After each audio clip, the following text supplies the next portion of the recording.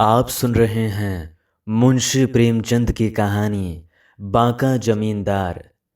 ठाकुर प्रद्युमन सिंह एक प्रतिष्ठित वकील थे और अपने हौसले और हिम्मत के लिए सारे शहर में मशहूर। उनके दोस्त अक्सर कहा करते कि अदालत के इजलास में उनके मर्दाना कमाल ज़्यादा साफ तरीके पर जाहिर हुआ करते हैं। इसी की बरकत थी कि बावजूद इसके उन्हें शायद ही कभी किसी मामले में सुर्खरुई हासिल होती थी। उनके मुवक्किलों की भक्ति भावना में जर्रा भर भी फर्क नहीं आता था। इंसाफ की कुर्सी पर बैठने वाले बड़े लोगों की निडर आज़ादी पर किसी प्रकार के संदेह करना पाप ही क्यों न हो, मगर शहर के जानकार लोग ऐलानिया कहते थे कि ठाकुर साहब जब किसी मामले में जिद पकड़ लेते हैं तो उनका बदला हुआ तेवर और तमतमाया हुआ चेहरा इंसाफ को भी अपने वश में कर लेता है। एक से ज़्यादा मौक़ों पर उनके जीवट और जिगरे ने वे चमत्कार कर दिखाए थे जहाँ की इंसाफ और कानून ने जवाब दे दिया। इसके साथ ही ठाकुर साहब मर्दाना गुणों के सच्चे जौहरी थे।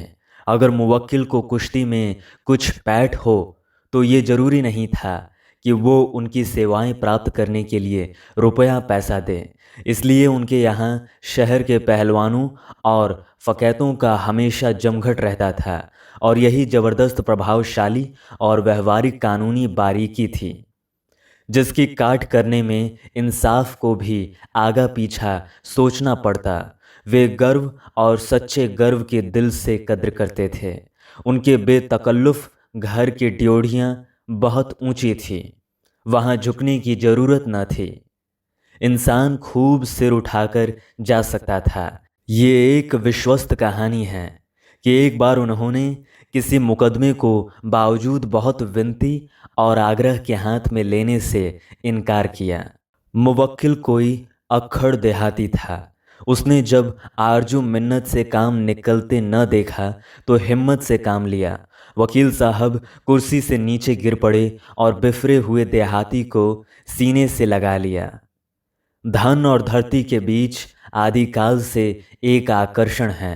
धरती में साधारण गुरुत्वाकर्षण के अलावा एक खास ताकत होती है जो हमेशा धन को अपनी तरफ खींचती है। सूद और तमस्सुक और व्यापार ये दौलत के बीच की मंजिलें हैं। जमीन उसकी आखिरी मंजिल है। ठाकुर प्रद्युमन सिंह की निगाहें बहुत अरसे से एक बहुत उपजाऊ मौजे पर लगी हुई थीं, लेकिन बैंक का अकाउंट कभी हौसले को कदम नहीं बढ़ाने देता था। यहाँ तक कि एक दफ़ा उसी मौजे का जमींदार एक कत्ल के मामले में पकड़ा गया। उसने सिर्फ रस्मों रिवाज के माफिक एक असामी को दिन भर धूप और जेठ की जलती हुई धूप में खड़ा रखा था। लेकिन अगर सूरज की गर्मी या जिस्म की कमजोरी या प्यास की तेजी उसकी जानलेवा बन जाए तो इसमें जमींदार की क्या खता थी। ये शहर के वकीलों की ज़्यादती थी कि कोई उसकी हिमायत पर आमादा न हुआ, या मुमकिन है जमींदार के हाथ की तंगी की भी उसमें कुछ दखल हो। बहरहाल उसने चारों तरफ से ठोकरें खाकर ठाकुर साहब की शरण ली। मुकदमा निहायत कमज़ोर था। पुलिस ने अपनी पूरी ताकत से धावा किया था और उसकी कुमुक के लिए शासन और अधिकार के ताजे से ताजे रिसाले तैयार थे। ठाकुर साहब अनुभवी सपेरों की तरह सांप के बिल में हाथ नहीं डालते थे, लेकिन इस मौके पर उन्हें रूखी सूखी मसलहत के मुकाबले में अपनी मुरादों का पल्ला झुकता हुआ नजर आया। जमींदार को इत्मीनान दिलाया और वकालतनामा दाखिल कर दिया और फिर इस तरह जी जान से मुकदमे की पैरवी की। कुछ इस तरह जान लड़ाई कि मैदान से जीत का डंका बजाते हुए निकले। जनता की जबान इस जीत का सेहरा उनकी कानूनी पैठ के सर नहीं, उनके मर्दाना गुणों के सर रखती है, क्योंकि उन दिनों वकील साहब नजीरों और दफ़ाओं की हिम्मत तोड़ पेचीदगियों में उलझने के बजाय दंगल की उत्साहवर्धक दिलचस्पियों में ज़्यादा लगे रहते थे। लेकिन ये बात जरा भी यकीन करने के काबिल नहीं मालूम होती। ज़्यादा जानकार लोग कहते हैं कि अनार के बम गोलों और सेब और अंगूर की गोलियों ने पुलिस के इस पुरशोर हमले को तोड़कर बिखेर दिया। गरज की मैदान हमारे ठाकुर साहब के हाथ रहा। जमींदार की जान बची, मौत के मुंह से निकल आया। उनके पैरों पर गिर पड़ा और बोला, ठाकुर साहब, मैं इस काबिल तो नहीं कि आपकी खिदमत कर सकूं।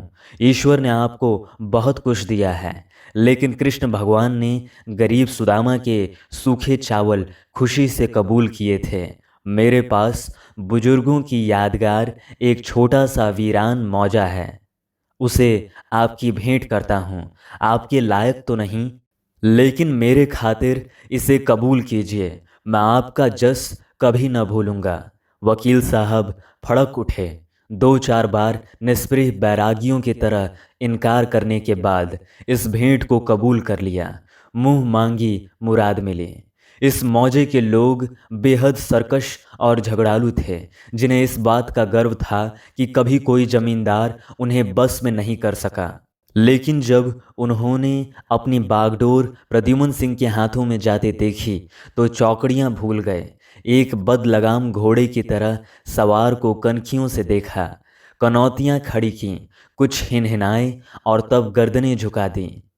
समझ गए कि ये जिगर का मजबूत और आसन का पक्का शहसवार है। आषाढ़ का महीना था। किसान गहने और बर्तन बेच बेच कर बैलों की तलाश में दर बदर फिरते थे। गांव की बूढ़ी बनियाइन नेवली दुल्हन बनी हुई थी और फाका करने वाला कुम्हार बारात का दूल्हा था। मजदूर मैके के बादशाह बने हुए थे। टपकती हुई छतें उनकी कृपा दृष्टि की राह देख रही थी। घास से ढके हुए खेत उनके ममतापूर्ण हाथों के मोहताज। जिसे चाहते थे बसाते थे, जिसे चाहते थे उजाड़ते थे।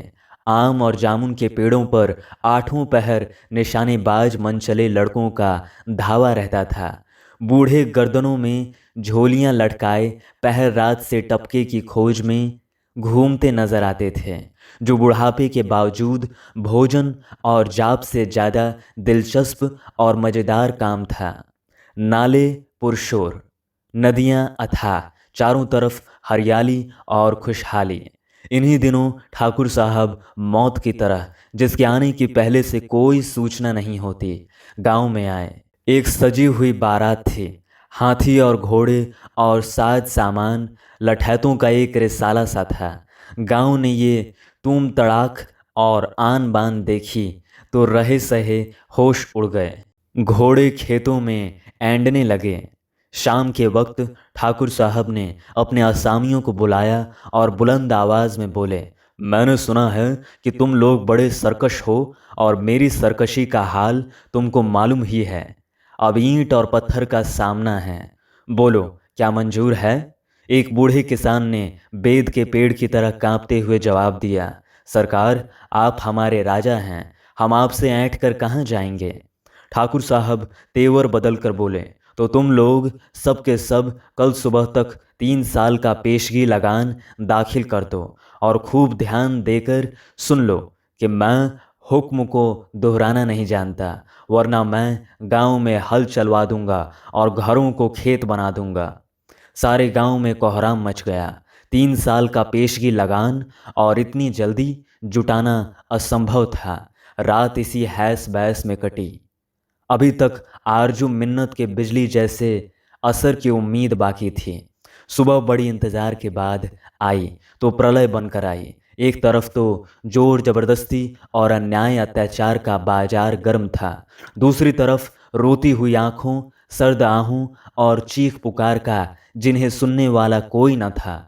गरीब किसान अपनी अपनी पोटलियां लादे बेकस अंदाज से ताकते, आंखों में याचना भरे बीवी बच्चों को साथ लिए रोते बिलखते किसी अज्ञात देश को चले जाते थे। शाम हुई तो गांव उजड़ गया था। ये खबर बहुत जल्द चारों तरफ फैल गई। लोगों को ठाकुर साहब के इंसान होने पर संदेह होने लगा। गांव वीरान पड़ा हुआ था। कौन उसे आबाद करे? किसके बच्चे उसकी गलियों में खेलें? किसकी औरतें कुओं पर पानी भरें। राह चलते हुए मुसाफिर तबाही का ये दृश्य आंखों से देखते और अफसोस करते। नहीं मालूम उन वीराने देश में पड़े हुए गरीबों पर क्या गुजरी। इस तरह एक पूरा साल गुजर गया।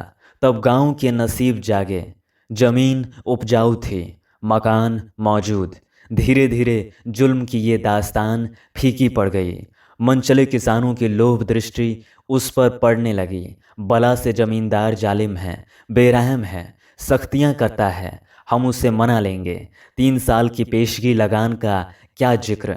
वो जैसे खुश होगा खुश करेंगे। उसकी गालियों को दुआ समझेंगे। उसके जूते अपने सर आंखों पर रखेंगे। वो राजा है, हम उनके चाकर हैं। जिंदगी की कश्मकश और लड़ाई में आत्मसम्मान को निभाना कैसा मुश्किल काम है।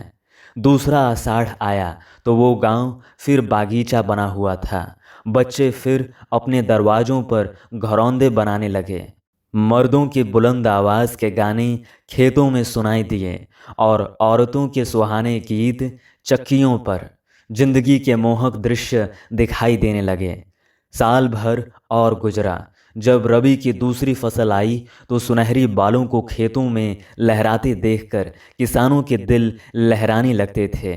साल भर की पड़ती जमीन ने सोना उगल दिया था। औरतें खुश थीं कि अब की नए नए गहने बनवाएंगे।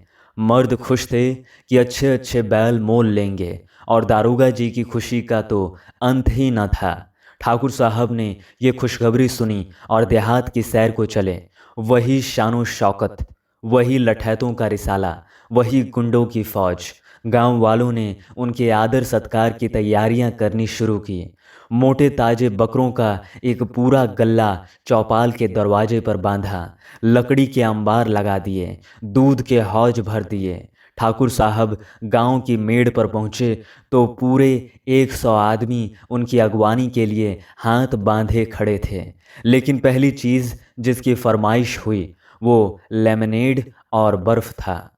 असामियों के हाथों के तोते उड़ गए। ये पानी की बोतल इस वक्त वहाँ अमृत के दामों बिक सकती थी, मगर बेचारे देहाती अमीरों के चोंचले क्या जाने।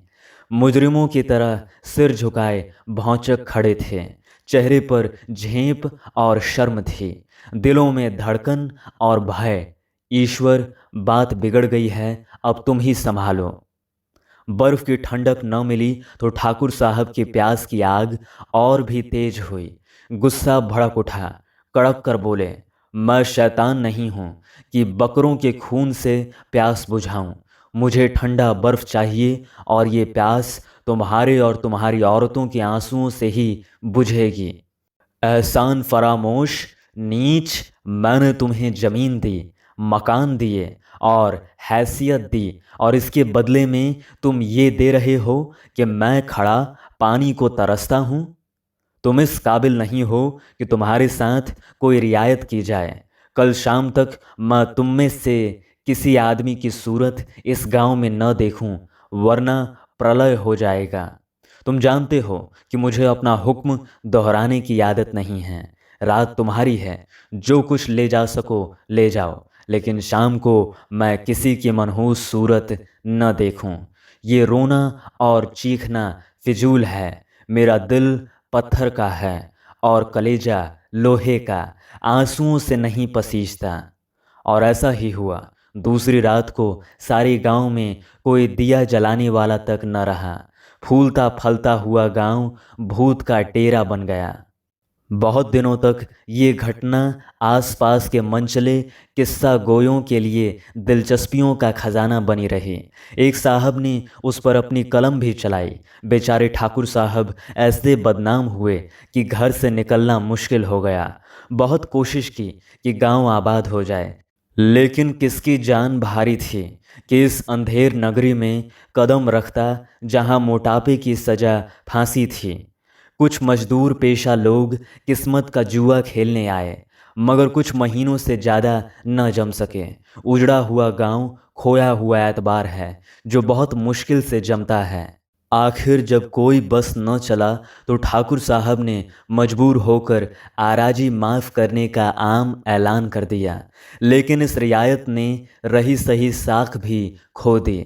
इस तरह 3 साल गुजर जाने के बाद एक रोज़ वहाँ बंजारों का काफिला आया। शाम हो गई थी और पूरब की तरफ से अंधेरे की लहर बढ़ती चली आती थी। बंजारों ने देखा तो सारा गांव वीरान पड़ा हुआ है। जहां आदमियों के घरों में गिद्ध और गीदड़ रहते थे, इस तिलिस्म का भेद समझ में न आया। मकान मौजूद है, जमीन उपजाऊ है, हरियाली से लहराते हुए खेत हैं, और इंसान का नाम नहीं। कोई और गांव पास न था, वहीं पड़ाव डाल दिया। जब सुबह हुई, बैलों के गलों की घंटियों ने फिर अपना रजत संगीत आलापना शुरू किया और काफिला गांव से कुछ दूर निकल गया तो एक चरवाहे ने जोर जबरदस्ती की ये लंबी कहानी उन्हें सुनाई। दुनिया भर में घूमते फिरने ने उन्हें मुश्किलों का आदी बना दिया था। आपस में कुछ मशविरा किया और फैसला हो गया। ठाकुर साहब की ड्योढ़ी पर जा पहुँचे और नजराने दाखिल कर दिए। गांव फिर आबाद हुआ। ये बंजारे बला के चीमड़, लोहे की सी हिम्मत और इरादे के लोग थे, जिनके आते ही गांव में लक्ष्मी का राज हो गया। फिर घरों में से धुएं के बादल उठे। कुल्हाड़ों ने फिर धुएं और भाप की चादरें पहनी। तुलसी के चबूतरे पर फिर से चिराग जले। रात को रंगीन तबीयत नौजवानों की आलापें सुनाई देने लगीं। चरागाहों में फिर मवेशियों के गल्ले दिखाई दिए और किसी पेड़ के नीचे बैठे हुए चरवाहे की बांसुरी की मध्यम और रसीली आवाज़ दर्द और असर में डूबी हुई इस प्राकृतिक दृश्य में जादू का आकर्षण पैदा करने लगी। भादों का महीना था। कपास के फूलों की सुर्ख और सफ़ेद चिकनाई, तिल और ऊदी बहार और सन का शोख पीलापन अपने रूप का जलवा दिखाता था। किसानों की मड़ैया और छप्परों पर भी फल फूल की रंगीनी दिखाई देती थी। उस पर पानी की हल्की हल्की फुहारें प्रकृति के सौंदर्य के लिए श्रृंगार करने वाली का काम दे रही थी। जिस तरह साधुओं के दिल सत्य की ज्योति से भरे होते हैं, उसी तरह सागर और तालाब साफ शफ्फाफ पानी से भरे थे। शायद राजा इंद्र कैलाश की तरावट भरी ऊंचाइयों से उतरकर अब मैदानों में आने वाले थे। इसलिए प्रकृति ने सौंदर्य और सिद्धियों और आशाओं के भी भंडार खोल दिए थे। वकील साहब को सैर की तमन्ना ने गुदगुदाया। हमेशा की तरह अपने रईसाना ठाट बाट के साथ गांव में आ पहुँचे। देखा तो संतोष और निश्चिंतता के वरदान चारों तरफ स्पष्ट थे। गांव वालों ने उनके शुभागमन का समाचार सुना, सलाम को हाजिर हुए। वकील साहब ने उन्हें अच्छे अच्छे कपड़े पहने स्वाभिमान के साथ कदम मिलाते हुए देखा। उनसे बहुत मुस्कुरा कर मिले, फसल का हाल चाल पूछा। बूढ़े हरदास ने एक ऐसे लहजे में जिससे पूरी जिम्मेदारी और चौधरापे की शान टपकती थी जवाब दिया, हुजूर के कदमों की बरकत से बस चैन है, किसी तरह की तकलीफ नहीं। आपकी दी हुई नेमत खाते हैं और आपका जस गाते हैं। हमारे राजा और सरकार जो कुछ हैं आप हैं और आपके लिए जान तक हाजिर है। ठाकुर साहब ने तेवर बदल कर कहा, मैं अपनी खुशामद सुनने का आदी नहीं हूँ। बूढ़े हरदास के माथे पर बल पड़े, अभिमान को चोट लगी। बोला, मुझे भी खुशामद करने की आदत नहीं है। ठाकुर साहब ने ऐंठ कर जवाब दिया, तुम्हें रईसों से बात करने की तमीज़ नहीं? ताकत की तरह तुम्हारी अक्ल भी बुढ़ापे की भेंट चढ़ गई। हरदास ने अपने साथियों की तरफ देखा। गुस्से की गर्मी से सबकी आंख फैली हुई और धीरज की सर्दी से माथे सिकड़े हुए थे। बोला, हम आपकी रैयत हैं, लेकिन हमको अपनी आबरू प्यारी है और चाहें अपने जमींदार को अपना सिर दे दें, आबरू नहीं दे सकते। हरदास के कई मनचले साथियों ने बुलंद आवाज़ में तायीद की, आबरू जान के पीछे है। ठाकुर साहब के गुस्से की आग भड़क उठी और चेहरा लाल हो गया और जोर से बोले, तुम लोग जबान संभाल कर बातें करो वरना जिस तरह गले में झोलियां लटकाए आए थे उसी तरह निकाल दिए जाओगे। मैं प्रद्युम्न सिंह हूँ, जिसने तुम जैसे कितने ही हेकड़ों को इसी जगह कुचलवा डाला है। ये कहकर उन्होंने अपने रिसाले के सरदार अर्जुन सिंह को बुलाकर कहा, ठाकुर, अब इन चींटियों के पर निकल आए हैं। कल शाम तक इन लोगों से मेरा गांव साफ हो जाए। हरदास खड़ा हो गया। गुस्सा अब चिंगारी बनकर आंखों से निकल रहा था। बोला, हमने इस गांव को छोड़ने के लिए नहीं बसाया है। जब तक जिएंगे इसी गांव में रहेंगे, यहीं पैदा होंगे और यहीं मरेंगे। आप बड़े आदमी हैं और बड़ों की समझ भी बड़ी होती है। हम लोग अक्खड़ गंवार हैं। नाहक गरीबों की जान के पीछे न पड़िए, खून खराबा हो जाएगा। लेकिन आपको यही मंजूर है तो हमारी तरफ से आपके सिपाहियों को चुनौती है, जब चाहे दिल के अरमान निकाल लें। इतना कहकर ठाकुर साहब को सलाम किया और चल दिया। उसके साथी भी गर्व के साथ अकड़ते चले। अर्जुन सिंह ने उनके तेवर देखे, समझ गया कि ये लोहे के चने हैं, लेकिन शहदों का सरदार था।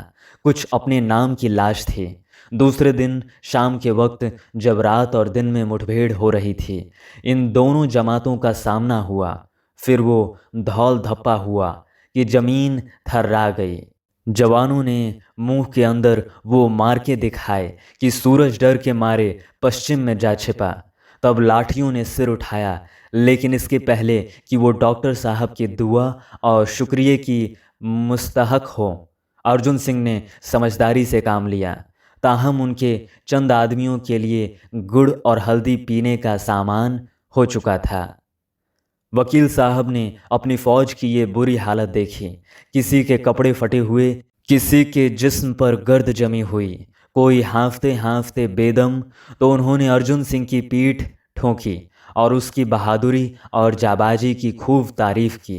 रात को उनके सामने लड्डू और इमरतियों की ऐसी वर्षा हुई कि ये सब गर्द गुबार धुल गया। सुबह को इस रिसाले ने ठंडे ठंडे घर की राह ली और कसम खा गए कि भूल कर भी इस गांव का रुख न करेंगे। तब ठाकुर साहब ने गांव के आदमियों को चौपाल में तलब किया। उनके इशारे की देर थी। सब लोग इकट्ठे हो गए। अख्तियार और हुकूमत अगर घमंड की मसनद से उतर आए तो दुश्मनों को भी दोस्त बना सकती है। जब सब आदमी आ गए तो ठाकुर साहब एक एक करके उनके बगलगीर हुए और बोले, मैं ईश्वर का बहुत ऋणी हूँ कि मुझे इस गांव के लिए जिन आदमियों की तलाश थी वो लोग मिल गए। आपको मालूम है कि ये गांव कई बार उजड़ा और कई बार बसा। उसका कारण यही था कि वे लोग मेरी कसौटी पर पूरे न उतरते थे। मैं उनका दुश्मन नहीं था, लेकिन मेरी दिली आरजू ये थी कि इस गांव में वे लोग आबाद हों जो जुल्म का मर्दों की तरह सामना करें, जो अधिकारों और रियायतों की मर्दों की तरह हिफाजत करें, जो हुकूमत के गुलाम न हो, जो रोब और अख्तियार की तेज निगाह देखकर बच्चों की तरह डर से सहम न जाएं। मुझे इत्मीनान है कि बहुत नुकसान और शर्मिंदगी और बदनामी के बाद मेरी तमन्नाएं पूरी हो गईं। मुझे इत्मीनान है कि आप उल्टी हवाओं और ऊंची ऊंची उठने वाली लहरों का मुकाबला कामयाबी से करेंगे। मैं आज इस गांव से अपना हाथ खींचता हूँ। आज से ये आपकी मिल्कियत है। आप ही इसके जमींदार और मालिक हैं। ईश्वर से मेरी ये प्रार्थना है कि आप फूलें फलें और सरसब्ज हों। इन शब्दों ने दिलों पर जादू का काम किया। लोग स्वामी भक्ति के आवेश से मस्त हो होकर ठाकुर साहब के पैरों से लिपट गए और कहने लगे, हम आपके कदमों से जीते जी जुदा न होंगे। आपका सा कद्रदान और रियाया परवर बुजुर्ग हम कहाँ पाएंगे। वीरों की भक्ति और सहानुभूति, वफादारी और एहसान का एक बड़ा दर्दनाक और असर पैदा करने वाला दृश्य आंखों के सामने पेश हो गया। लेकिन ठाकुर साहब अपने उदार निश्चय पर दृढ़ रहे। और 50 साल से ज़्यादा गुजर गए हैं, लेकिन उन्हीं बंजारों के वारिस अभी तक मौजा साहबगंज के माफीदार हैं। औरतें अभी तक ठाकुर प्रद्युम्न सिंह की पूजा और मन्नतें करती हैं और गौ अब इस मौजे के कई नौजवान दौलत और हुकूमत की बुलंदी पर पहुंच गए हैं, लेकिन बूढ़े और अक्खड़ हरदास के नाम पर अब भी गर्व करते हैं। और भादों सुदी एकादशी के दिन अब भी मुबारक फतेह की यादगार में जश्न मनाए जाते हैं।